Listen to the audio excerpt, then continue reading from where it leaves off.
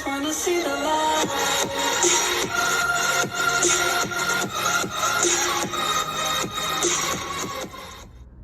Hey guys, welcome back to another video on the channel. This is your boy IC, and we are reading again. Yeah. What influences the way we practice science? Values, ethics, and attitudes. Our values, ethics, and attitudes affect the ways we apply our scientific knowledge and the types of investigations we carry out. This has been demonstrated by numerous scientists in the history of science. Let's take a look at one. Marie's values, ethics, and attitudes affected the decisions that she made as a scientist, which influenced her scientific and social contributions. Marie was unable to attend a university as women were not accepted by universities in Poland then. However, she did not give up learning with while she was working. She eventually had enough money to pursue her higher education in France. After her graduation, she continued to work in France. She and her husband persisted for many years before they successfully isolated the metal radium and proved its existence. Marie exhibited curiosity and willingness to think of new ways to solve scientific problems.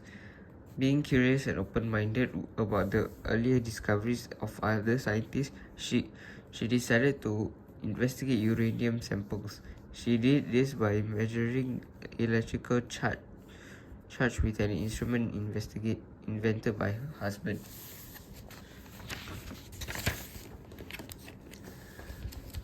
Besides investigating natural phenomena, Marie also tried to solve real-life problems by applying her scientific knowledge. During World War I, Marie invented a way of sterilizing infected wounds using radioactive gases.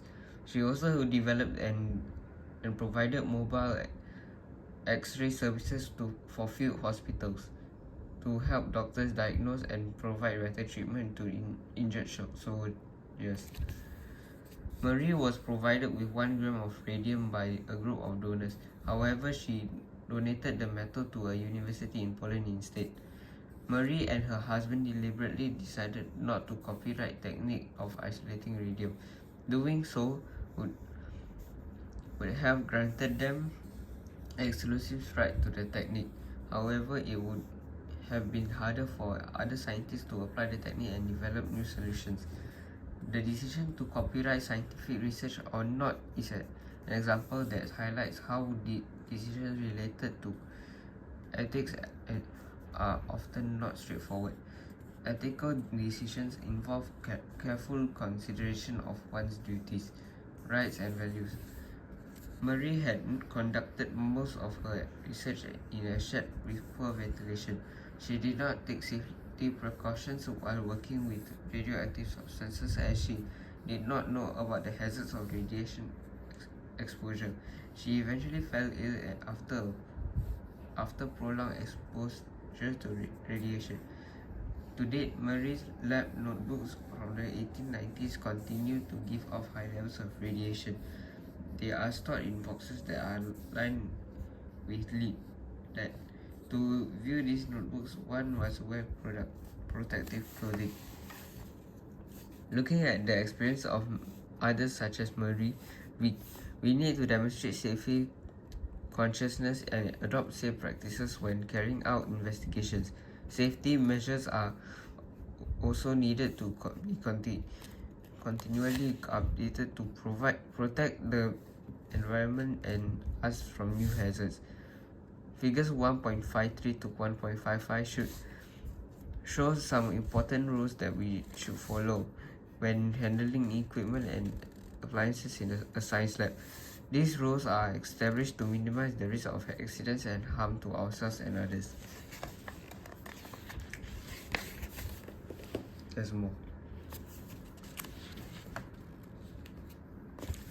Hazard symbols are developed by the United Nations as part of standardized communication of chemical hazards. Knowledge of, of these symbols help people to protect themselves and the environment from hazardous chemicals. It also facilitates international chemical trading. Most equipment and chemicals in a science lab are labeled with hazard symbols. We should look out for these symbols when carrying out investigations. We should also be aware of the potential dangers to health and safety that this equipment and chemicals may use. Some commonly used chemicals may be hazardous. They are diluted so that they can be used safely in the lab. Okay guys, episode 5, which will be reading chapter 1.5. I will be later. Okay, bye. Have a nice day. I just wanna see the light.